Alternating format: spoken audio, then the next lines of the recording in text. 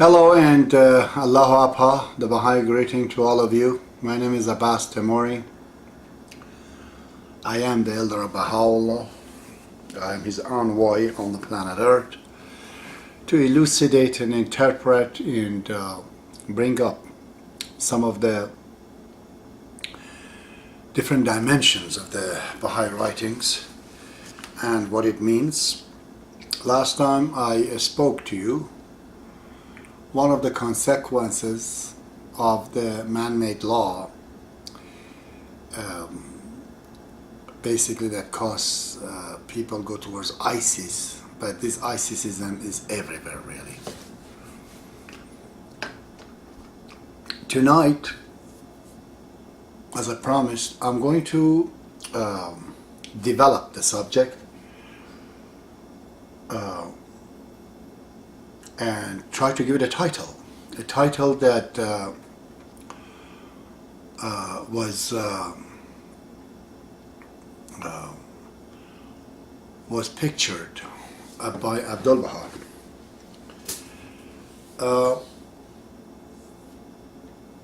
He uses a term that's a very fantastic to a Baha'i scholar like me, or those who are interested in philosophy. Abdul-Baha comes in 1912 in the United States, and he was all his life in jail, basically. Either he was banished or he was in jail right when he was 7 years old. He literally, definitely had not gone to any school. And there was no book to be translated those days for him to be the source of his discernment. If somebody asked me, why are you Baha'i? Probably I'd bring up thousands of reasons. And one of them is this. In a book called Baha'u'llah, New Era by Dr. Esselmont, one of the hands of the causes of God, there I saw this. Abdul-Baha says there to Americans in 1912, remember he just came out of jail in Turkish Empire. He says to them, I'm paraphrasing, he says, you Americans have done a great job, I think in 1856, if I'm correct, that by the leadership of Abraham Lincoln, you got rid of the slavery, black slavery. He says today's task is that you have to get rid of the industrial slavery. See, look at the phrase. He uses industrial slavery. At 1912, he saw what we're doing. And as he was in America, he was touring mostly North America, northern part of the United States. He came up with this, and he found out where we're going. And we can see in several of his writing, here and there are hints. Even in New York, he says all these big buildings, several, it was at that time looking at the Chrysler building. The houses that should not be more than 3-4 stories. It's not good for people. So, I'm trying to develop and understand by talking with you about this phrase, a very deep phrase, industrial slavery. According to him, even in 1912, we were a slave of industrial revolution, of industrious attitude that we have, on all these inventions and all these works. It's very hard for a lot of people to see him, but a lot of people also, they say, sure, it's there, but there's no other solution to it. I'm concur with that at the moment, according to you, there's no solution, but there is a solution that probably is too late for people to adopt and change. A solution that has to come by ruining and destroying ourselves and whatever we have made completely to rebuild again. The time is kind of out to do the renovations. So I have tried to understand what was that we were doing before this industrial era and what happened to us after. I gave it about eight headings.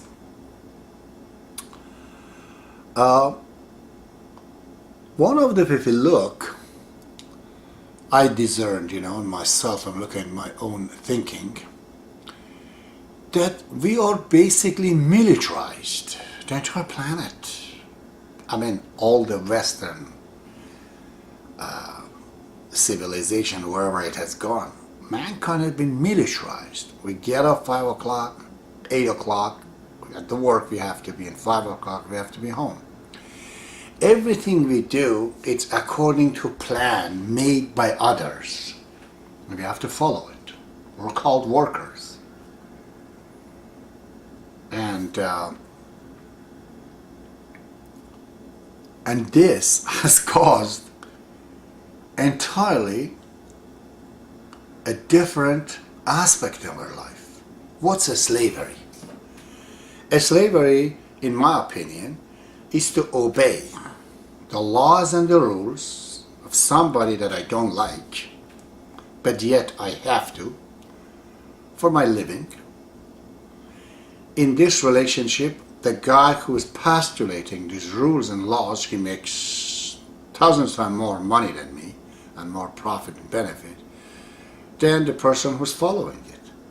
Well, that was the case of slavery, where the slave was working in a farm, but it still was given not money, but it still was given something equal to the money, which was a place to live, food to eat, even clothing, even medicine.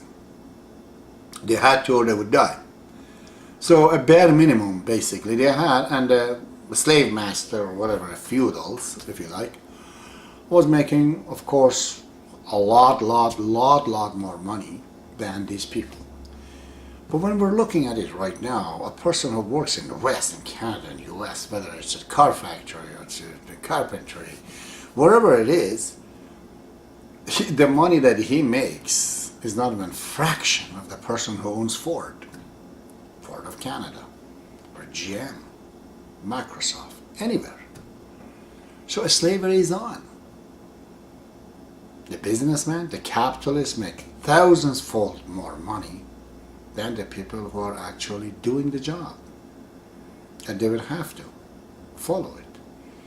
This eventually create craziness in people. How long you can obey and do things that you're not used to. I think, in my opinion, I always use the word Euclidean and non-Euclidean. Euclidean as opposed to natural. This artificial way of living and punctuality and all that we have, look upon it. We had not been like this 200 years ago, 300 years ago. Most of the mankind, they were living their daily life in a form of a self-employment. This is what, when they asked Bob, what do we do? He says self-employment. Baha'u'llah says the farming. So this non-Euclidean way, which does not go the contour of our body, it does not look like any other animal in the world, has militarized and disciplined our attitudes against our will for the benefit of others. Of course, this is a slavery. And it creates an attitude in us that reflects our 24 hours a day. I remember Charlie Chaplin movie, if you have seen it, as in the assembly line, he has this spanner, and all he does, it tightens the bolts. But that's all he does in the day. And when he comes home, when he looks at the people's buttons on their shirts, he wants just to do this. He thinks this is just the same bolt that he has to do. It just shows the effect of monotonous and continuations, repeatedly, repetitiously, of something that essentially we don't like to do it. We're dying for the day to be finished. That's not living. This is a slavery. Now, what do we do about it is another topic. I think this is one. The second thing, beside this artificial discipline in us, is the necessity, is the creation and invention a lot of things that we really don't need it. We have turned our need into the want.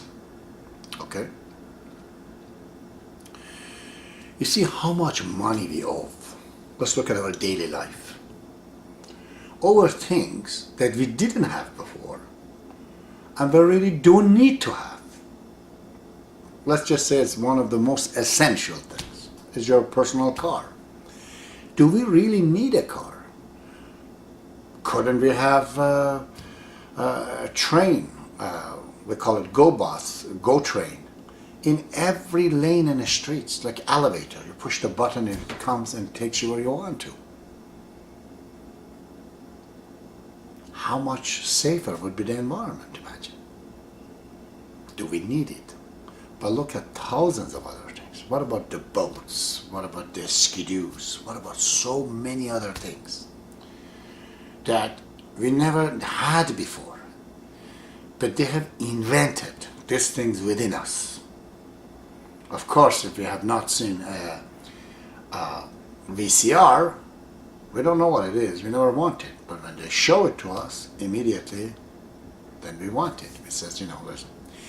As a result, in my opinion, we have become a slave, especially owing so much money, so much of our time, and a stress over the things if we don't need it. You be the judge of it. How much in a household, in our daily life, things that could simply be eliminated. But we have to go with the flow. Flow seems to have a big power. How could you have $1 million and have no car and you want to use bus, or you're going with a car, or you're going with a bicycle?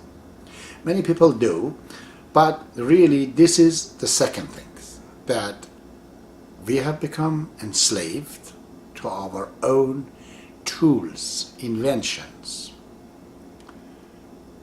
Native Indian in North America, they didn't invent anything. Instead, they adapted to the situations. Here nowadays, every time a problem comes, one tool, one instrument is invented. The house looks like a factory. So many noise comes out of it. Noise pollution has become something that was created by this. This is the second aspect of this slavery, in my opinion, industrial slavery, where the need has turned into greed and the need has turned into want. I want it, not necessarily I need it. The third aspect of this industrial slavery has been the, again, creation of bad habits in us. Smoking, hash, pot smoking, cannabis, heroin, cocaine, God knows, so many other medicines that are out there in the market, which there's thousands of it. What we did, we turned the wine into whiskey. Wine is 15-20%, made it whiskey to be 40, made it vodka to be 50, 60, I don't know what's the, it can't be 60, it has to be less than 60, but we had teriyaki, which we call it opium now in the West. It was used in Iran, in the Muslim country, for pain. Doctors would use it. But I don't have places in Iran that I know, since Islam, that people were addicted to things such as opium. But that's okay. There are certain use in opium, or even in wine. But we turn it into vodka. Pure, useless things, completely. No benefit to the body. And the opium was turned into heroin. Devastated the life of so many thousands of people. So these bad habits that maybe we had a little bit is proliferated and becomes manifold. All those by this is another aspect of the industrial slavery. The whole United States and Canada, there's so much of it. People are under these drugs, all kind of it, totally unnecessary. So this is the third one. The fourth one that I think is also taken over everywhere is that during this industrial era of our life, we have enhanced the instinctive desires. How much of a sex was in the life, I have seen it in India and many places, that we have now? Thousands to a million times more. How many rapists we have ever can think of in 300-400 years ago? None virtually. But today is everywhere. We turned love into sex. Before, people that didn't look at the bum of a woman or the buttocks of a man or naked leg, arms. Before those things were covered. Even you can see it in the Western movies. Now we learn in this industrial era to virtually go naked, worse than naked. Naked is not that bad, we're worst. Every 15 years old boy that just knows about the sex has to look at magazines, internet, and everything else, and they just like elephantitis, they get this aspect of his needs, which is sex, and they enhance it 1,000,000 times, that the boy can't do nothing but do that. Because everywhere, from the school to his own home, to his neighborhood, within family, on the movie and TV, they all show him everything that increases his sex power, which before we didn't. The relationship between sex and love is really that sex is the atom, the unit of love. When you're loving a person, and like before, I remember hearing from a lot of people that when man and women they had sex, they would not even get naked. In my country, Iran and other places. They lift up their clothes and they just had sex. They wouldn't even see each other's organs. Was that better or this is better? There's surely a way in the middle, but we have gone way over that, completely. So when you're in love with your most beautiful woman, when you look at her, you describe her, it's not so much her face or attitude. It's her boobs, her butt, legs, arm, thighs. Well, then you keep overdoing it.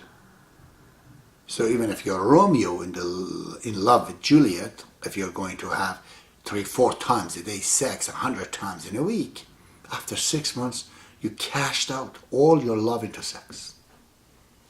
Because you can break the love into sex. Attraction towards people, not based on their face and the mood of their face and attitudes, but based on the other parts of the body, it's enhancement of sex, even our eating. It's the same thing, enhanced 1,000,000 times more. We eat things that we never used to eat before. People wouldn't go a snack like me 24 hours in the fridge. Just had food and come back to eat. The bodies were not as bad as it is, as deformed as it is right now. Look at the history, look at the statistics. This is another aspect of industrial slavery, that we enhanced our carnal desires, our instinctive desire to some huge crazy level. As a result, families, love, and everything is just turned into sex and competition. I want to be fast because the topic is big, really. I'm just touching the surface of it. If I want to talk about these things and bring you the statistics and everything else, the topic goes out of hand. The fifth one that I noticed in this industrial slavery that Abdul-Baha wants us to overcome is that as a result of whatever we're doing, we're destroying our environment. And all these viruses and bacteria keep mutating. I mean, there were plagues or cholera and certain disease, Black Death and this and that in the past. But who can tell me that? There was AIDS, there was Ebola, there was E. coli. There were so many new diseases that was not there before.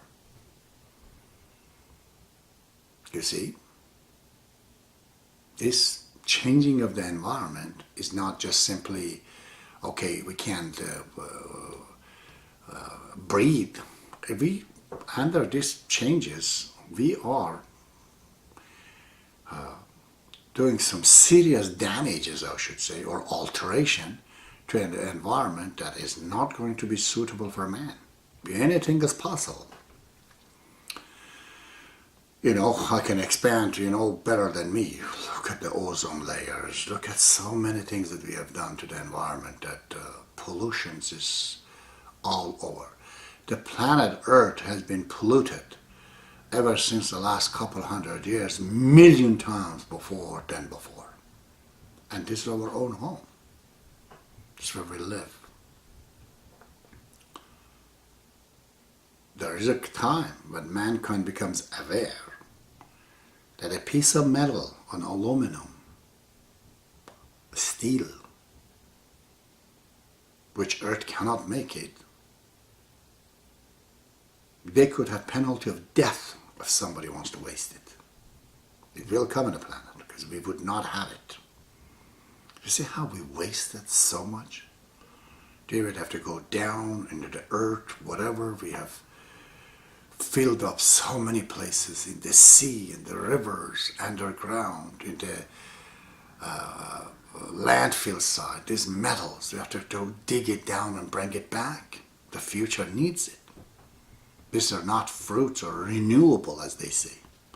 This is you had it, and once you lost it, then you lost it. How are you going to make it steel? I was 2 years ago in China. They said 65% of the steels, production of the steels in the world was produced in China. One country alone. So the environment and destruction and alteration of it, the present state, which has happened in the last 200 years, is one of those industrial slavery that we are in it. It seems no single one person is responsible. You try to go get it, we can't. The slave masters of the past, we knew who they are. We got them, we killed them, destroyed them. But the new culture of this industrial slavery that Abdul-Baha speaks about, the slave master, instead, they have created a disguise. They have created a system of laws, regulation, and discipline of the police and the government and legislatures that absolutely they are the slave masters. Make us to do. You can't just get one, you want to drive a car in Canada.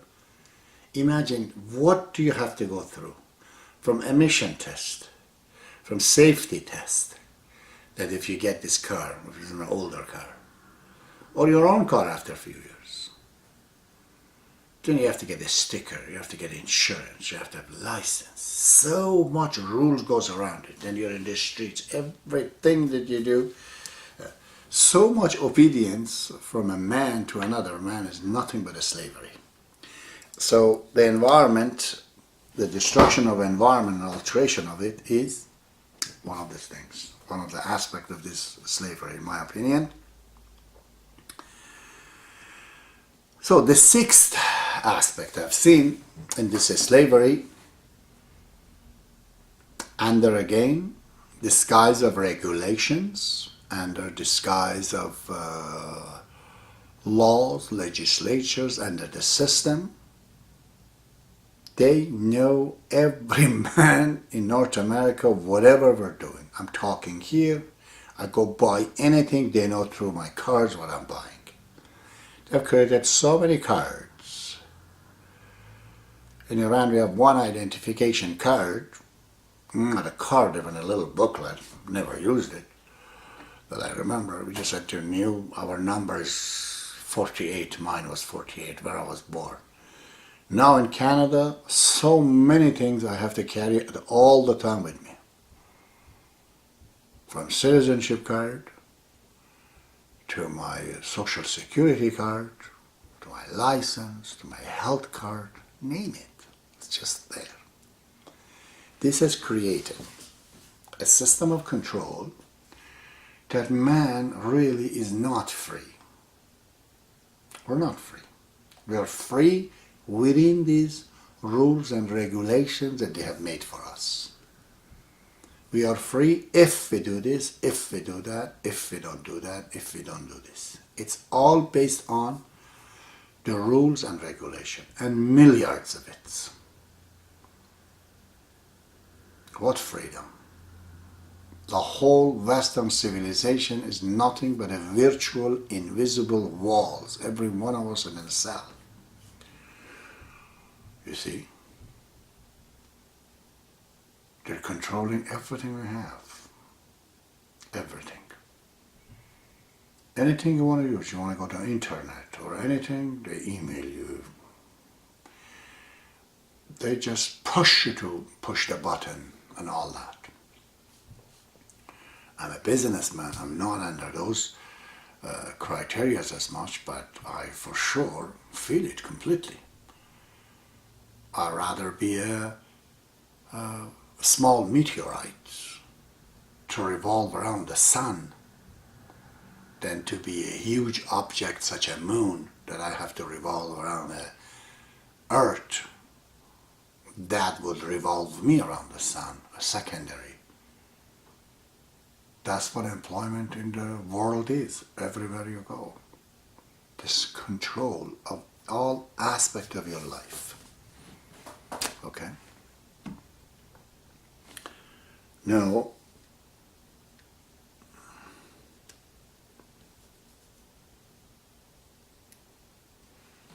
the seventh one that I've observed, there are many, probably more, I'm just giving you my thoughts tonight, is what they call it free enterprise. The whole living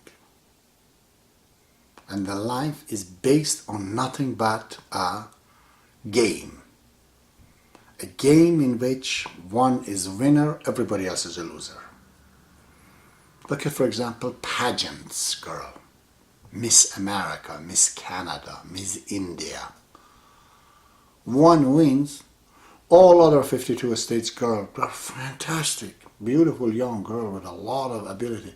They all have to stand there as a loser. And this is everywhere. It's no longer that I want to go to a health club for feeling good, but it is that I want to show to others I'm better than you. The whole thing is based on this, that you are better than others, that you're more prominent. This causes a lots of jealousies, a lots of arrogance. In a Baha'i society that comes in future, people are not, at any point of time, can be compared with each other. Nobody. These people that are running and jumping, in their so-called Olympics or this or that. None of it, in my opinion, is the real score. We have to completely see this person with his height, his genes, and the ability of the money and the time that he had to put as an input compared to the other ones. Then only we can score, really. All this scoring is wrong, because it's not relative. You see? It's like an old taxonomy of the plants and animals, flowering and non-flowering plants. It's not really, no one is comparable to anybody else. Everyone is unique, but that's not the way it goes. In this industrial revolution that we have created in the past few hundred years, we have created an attitude in the people that always you're going to do things, all the youth, all the young men, not that because they want it personally or need it, it is because a tool, a means to show he's better than others. Of course there's a winner and there's thousands of losers all the time. Compassion then dies. We're not going to feel bad for these guys. We have the story of a very famous in Iran at the time of Safavid, I suppose, some 700 years ago. His name is Puriya Wali. This Puriya is the champion of the king. And there is a match set between the king of Iran and some king of India, the way the story goes. And when Puriya, whatever, saw this guy, he knew that he could beat him in a second. But somehow he was passing through in the night, through some mosque. He saw one woman is crying to God that, oh God, if my son loses tomorrow the match, we're destroyed. I lost all my life and everything. Puriya hears this. And tomorrow he loses the battle. That doesn't sound to you any good, maybe. But his humanity was bigger. He was ruling him, his heart, his conscience, that he could not, just for a mere match, which would cost him probably the championship of the king, but to have somebody's life ruined. Do we think like that when we are in competition? It's nothing but competitions, nothing. This free enterprise is competition between people. And there's a spirit of the competition which is very unfair. Always cheating, all these athletes are cheating. People, anything you do to succeed, and you don't understand, you're stepping on somebody else's life, who also have kids, who also have children, who also have mother and father. What a terrible situation to be, that you're going to get something that somebody else is going to lose. But that is the civilization that we have made. Something that wasn't there before. You see?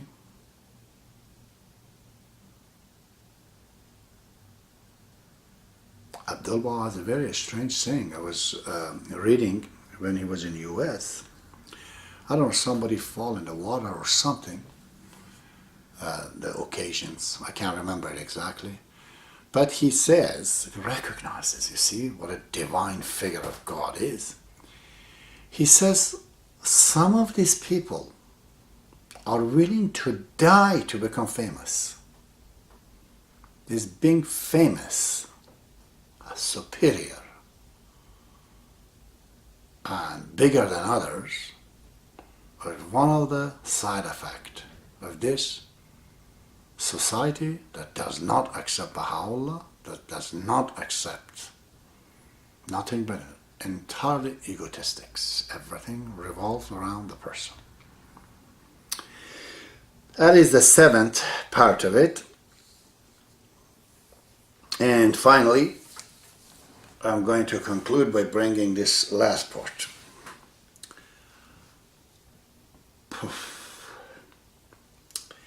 The eighth thing that I have observed that this slavery has brought for us is disconnection between the people and between even the family members.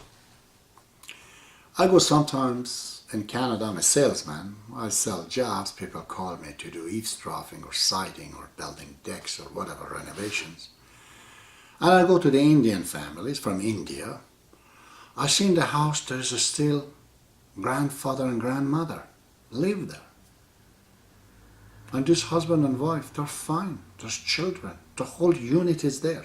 It's just so enjoyable. And they're not sacrificing anything. They love it. Less I see among the Muslims. The Indians from India are the most prominent for this. Least affected, which is a talk that I'm going to bring why. But you can see it in immigrants from Middle East and Far East. It's there, even among Chinese. I've seen it, Vietnamese. But unfortunately, the Christians, again, not the Christians from Middle East, but European, kids age 15, kick him right out from the house. It seems children like a toy that you played with them, and now they're 15 and 16, they're going to argue with you, they're not going to listen to you, and then just kick them right out. As soon as they disobey, they're no good, out. Well, everyone is not like that, but mostly it is like that. There's disconnections, you see. The whole system has made to make the people to be single. They don't want any unit. The Western civilization is absolutely a poison for family backgrounds. There's two types of societies. The societies in the Western society is based on individual. The societies in Iran and India is based on family. The difference is this. The unit of the society in India is family. The unit of society in Canada is a person, one person. They have no regard for motherhood to be a job. They don't reimburse any mother who has 3-4 kids like a job that he's spending her time to bring Canadians, and they become taxpayers. It's not recognized as a job. So they say it's a hobby, it's her own choice. So what should she do? She goes get jobs here and there. Kids are born, grown by the TV, or by the babysitters. And then as they grow, they're all disconnected. They're making it that family value has no value. That they want you to be single. Because when you're single, you buy more. You buy sex toys. You do a lot more. Because there's nobody to enjoy. You have to enjoy things. When you enjoy things, you have to buy them. Economy works, this bastard economy, based on those things. When you're with your friend, 5, 6 of you in the room, and they're discussing and talking about who's going to watch TV, the ratings of the shows goes down. They don't like that. They like you to be by yourself. They prefer you not to have sex with your wife, but with yourself. Then you buy things. This is the worst things that this industrial slavery has brought us.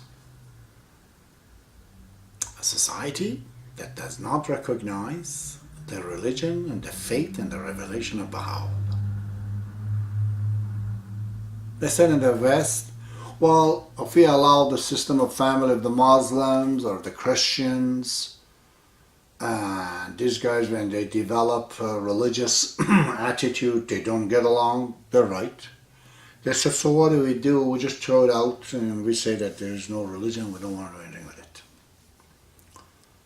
But how are you developing the character and the soul of a person to be active in society if he's not born and he's not under the care and the love of parents who are not just loving him, but they're actually practically doing something. Their time, spending time and effort with him.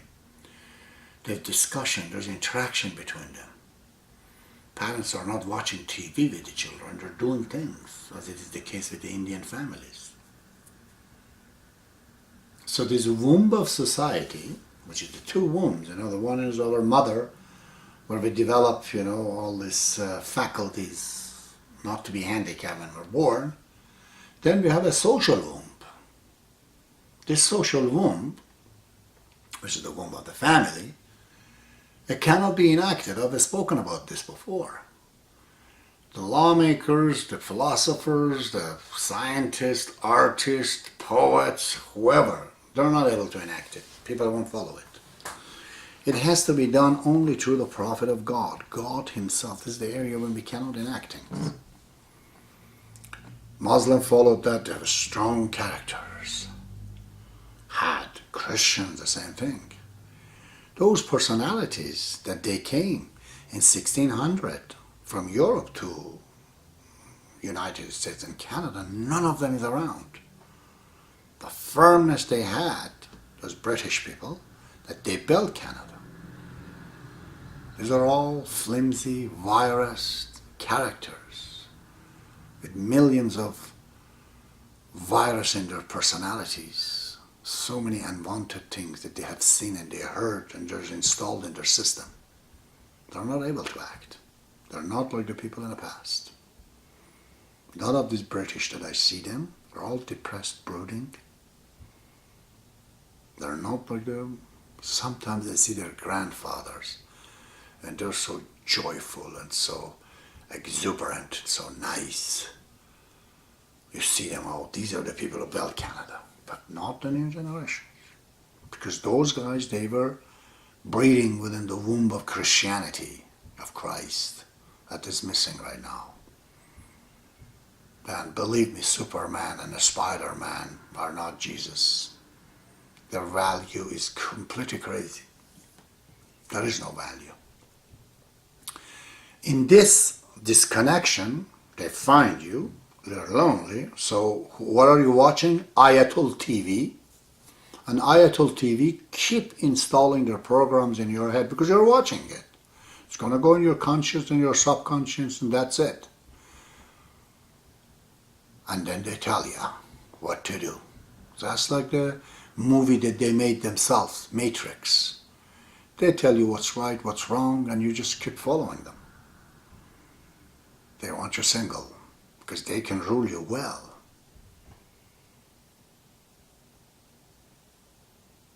This is the biggest part of the problem.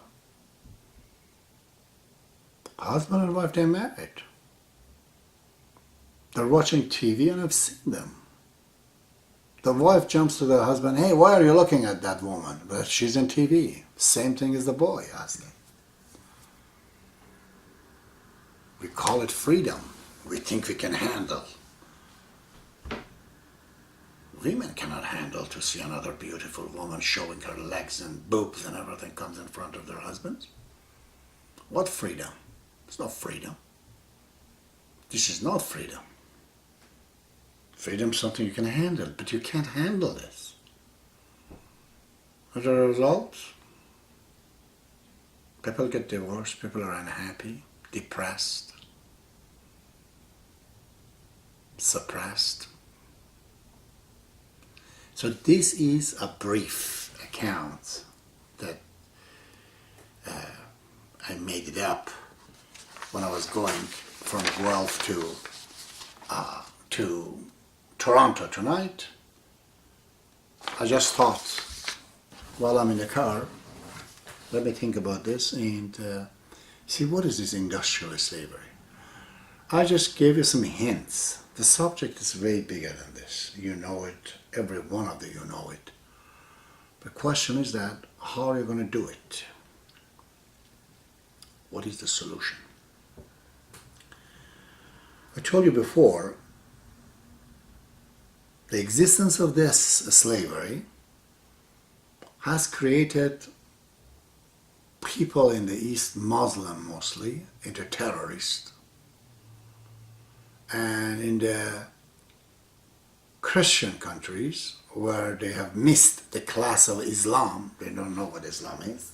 They're not been brought up with that philosophy, with that thought, which God has given in there. They, under the pressure, become psychotics, become crazy.